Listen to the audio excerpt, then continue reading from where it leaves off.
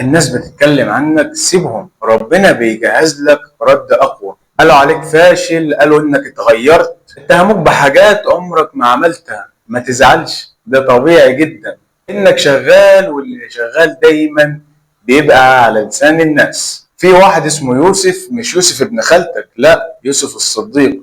كان جميل وخلوق ومؤمن، وبرضه اتقال عليه كلام، اتهموه ورموه في السجن ظلم.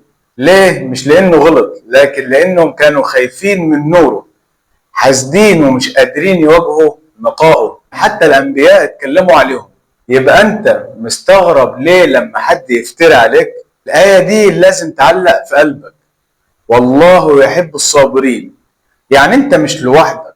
كل مرة بتكتم وجعك وتقول حسبي الله، ربنا بيكتبه وبيجهز لك رد كبير، بس مش بالكلام، بالفعل. ويا صاحب، الناس اللي بتتكلم عنك مش هتسكت، بس اسأل نفسك، هترد ولا هتسيب ربنا هو اللي يرد؟ لما ترد بتدخل حرب انت الخسران فيها، لكن لما تسكت ربنا بينزل على سمعتك ستار من السماء، وبيخليك تكبر في عيونه اللي بيشوفوا بعين الحق. ما تحاولش تشرح نفسك لناس قررت تشوفه غلط.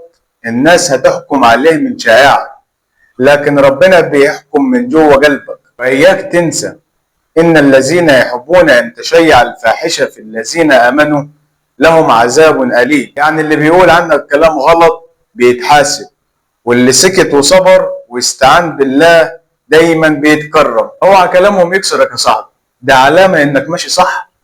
واوعى تدافع عن نفسك كتير، لانك لما تسكت ربنا بيتكلم عنك بالستر والكرامة والحق. قول بس اللهم اكفني بما شئت وكيف شئت، انك على كل شيء قدير، وسيبها على اللي خلقك